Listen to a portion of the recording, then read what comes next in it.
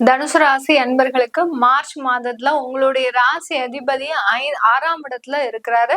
வக்ர நிவர்த்தி அடைஞ்சாச்சு. பிப்ரவரி மாதத்திலேயே அந்த குரு பகவான் வக்ர நிவர்த்தி அடைஞ்சதுனால 6ஆம் இடம்ன்றது பாத்தீங்கன்னா ருணரோக சத்ருஸ்தானம், உங்களுடைய சுகஸ்தானாதிபதியும் கூட.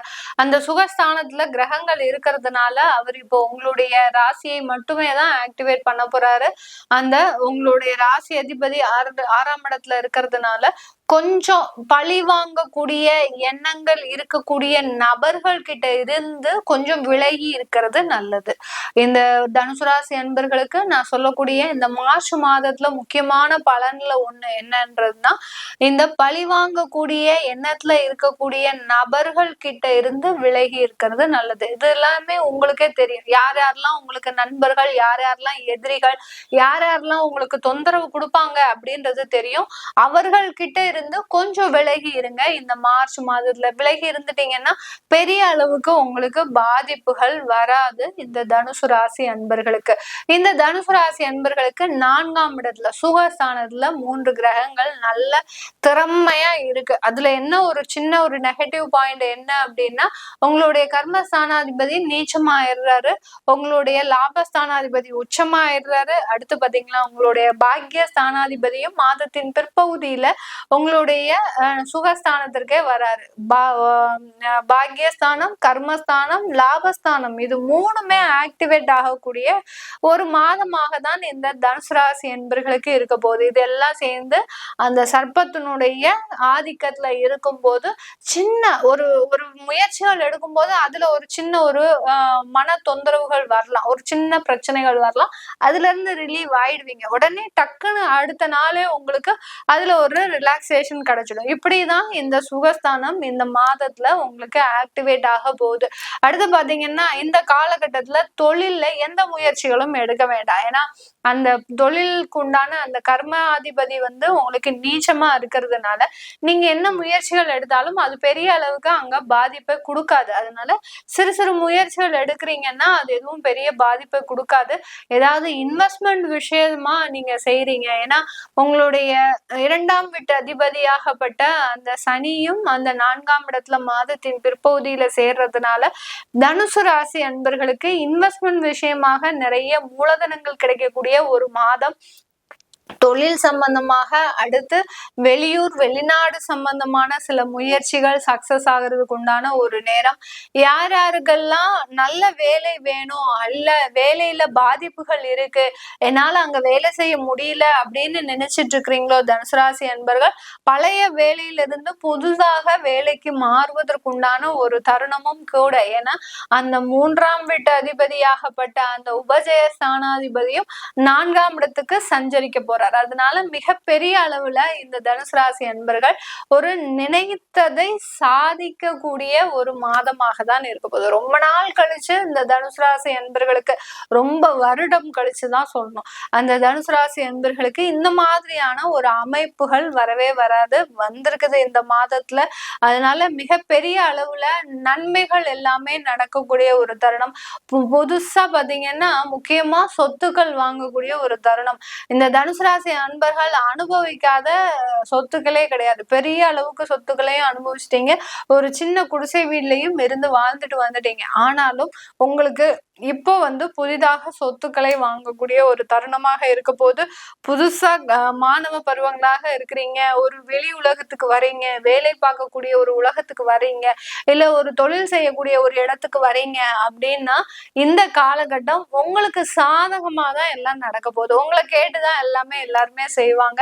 ஏன்னா அந்த பாக்கியாதிபதி, கர்மாதிபதி, லாபாதிபதி எல்லாருமே 4ஆம் இடத்துல இருக்கிறதுனால மிக பெரிய அளவுல இந்த தனுசு ராசி என்பர்களுக்கு இந்த காலகட்டம் நல்ல ஒரு மாற்றத்தை அனுபவிக்கக்கூடிய ஒரு நேரமாக தான் இருக்க போகுது. இது எல்லாமே உங்களுடைய மனம் ரீதியான, உங்களுடைய சிந்தனை ரீதியாக, உங்களுடைய எண்ணங்கள் ரீதியான ஒரு மாற்றங்கள்.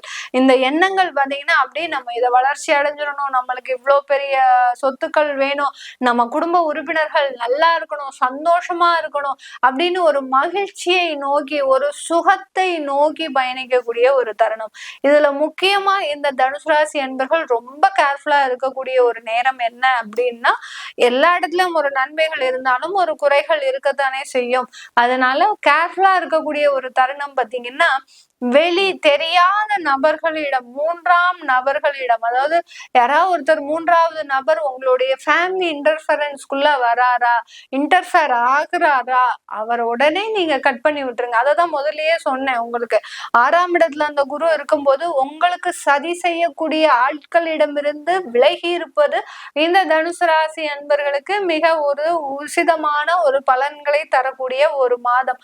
அதனால நீங்க இந்த மாதத்துல உங்களுக்கு தெரியாத மூன்றாவது நபரை நீங்க உங்களுடைய குடும்ப வாழ்க்கைக்குள்ள அனுமதிக்காம இருந்தீங்கன்னா மிக பெரிய அளவுக்கு ஒரு நன்மைகளை அனுபவிச்சிருப்பீங்க. இல்ல அவர் எனக்கு தெரிந்த நண்பர் தான், அவர் எனக்கு தெரிந்த உறவினர் தான், என்னுடைய ஒய்ஃபை சேர்ந்தவங்க தான், என்னுடைய ஒய்ஃபுக்கு தோழிகள் தான், இல்ல என்னுடைய கணவரை சேர்ந்தவங்க கணவர்களுடைய நண்பர்கள் தான், இப்படி நீங்க அவர்களை உங்களோட உள்ள சேர்க்க இந்த தனுசு ராசி என்பர்களுக்கு அவர்கள் மூலமாகவே சில பிரச்சனைகள் உங்களுக்கு உருவெடுக்கக்கூடிய ஒரு தருணம்.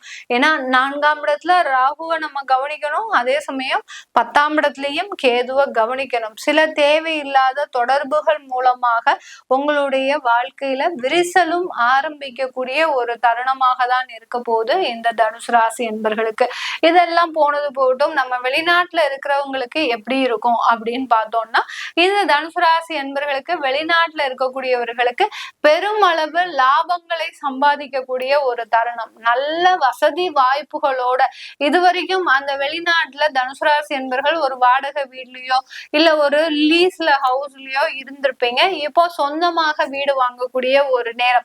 உங்களுக்குன்னு ஒரு சொந்தமா வெளிநாட்டுல இன்னொரு கண்ட்ரில நீங்க வாங்கும் போது அது எவ்வளவு ஒரு பெருமை. எனக்குன்னு இந்த ஊர்ல பிறந்தவன், நான் இங்க வந்து என்னுடைய சொந்தமா வீடு கட்டியிருக்கேன் அப்படின்னு சொல்லும் போது இந்த தனுசு ராசி என்பர்களுக்கு ஒரு கர்வம் தலை தூக்கக்கூடிய ஒரு நேரம் வெளிநாட்டுல இருக்கக்கூடியவர்களுக்கு. அதனால சொந்தமாக யாரெல்லாம் அங்க வாடகைக்கு இருக்கிறீங்களோ அவர்கள் எல்லாருமே சொந்தமாக வீடு வாங்கக்கூடிய ஒரு தருணம், வீடு கட்டக்கூடிய ஒரு தருணமும் கூட மிக அழகாக நேர்த்தியாக ரொம்ப ரசிச்சு பார்த்து ஒவ்வொரு வீடையும் நீங்க அந்த ஒவ்வொரு இடத்தையும் நீங்க தீர்மானிக்கக்கூடிய ஒரு நேரமாக இருக்கும். வேலையில பாத்தீங்கன்னா உங்களை அறியாமலேயே சில விஷயங்கள் நல்ல புதுசாக ஒரு முயற்சிகளை எடுக்கக்கூடிய ஒரு நேரமாக இருக்கும். அந்த முயற்சிகள் மூலமாக உங்களுக்கு நல்ல ஒரு பதவி உயர்வு, அடுத்து பாத்தீங்கன்னா ப்ரமோஷன்ஸ், அடுத்து உங்களுக்கு இன்கிரிமெண்ட், இது எல்லாமே தரக்கூடிய ஒரு நேரமாக இருக்கும். உங்களுடைய ஃபேமிலிய இது நாள் வரைக்கும் தனுசு ராசி என்பர்கள் வெளிநாட்டுல நீங்க மட்டுமே இருந்திருப்பீங்க, ஃபேமிலிய ஊர்ல வச்சிருப்பீங்க. ஃபேமிலிய கொண்டு வருவதற்கு உண்டான சில முயற்சிகள் எடுத்தாலும் அதுல தடைகள், தாமதம், பிரச்சனை. தனுசு ராசி என்பர்களுக்கு தான் சொல்லவே வேண்டாமே. ஒரு முயற்சி எடுக்கும் போது 10,000 தடைகள் வரும். ஒரே ஒரு முயற்சி தான் எடுப்பீங்க, ஆனா 10,000 தடைகள் வரும். அந்த மாதிரியான ஒரு தடைகள்லாம் இல்லாம ஃபேமிலியோடு குடும்பத்தோடு சேர்ந்து வாழக்கூடிய ஒரு அமைப்புள்ள மாதம் தான் இந்த மார்ச் மாதம் இந்த தனுசு ராசி என்பர்களுக்கு. இது எல்லாமே நம்ம கோச்சார நிலவரப்படி பலன்களை சொல்லிட்டு வந்துட்டு இருக்கிறோம். உங்களுடைய தசாபுத்தி பலன்கள், சுயஜாதக பலன்களை தெரிஞ்சுக்கணும் விருப்பப்படுறவங்க கீழே இருக்கிற நம்பருக்கு வாட்ஸ்அப்ல அப்பாயின்மெண்ட் வாங்கிக்கிட்டு நீங்க என்கிட்ட கன்சல்ட் பண்ணிக்கலாம். உங்களிடமிருந்து விடைபெறுவது உங்கள் ஆஸ்ட்ரோ பூர்ணா. நன்றி, வணக்கம்.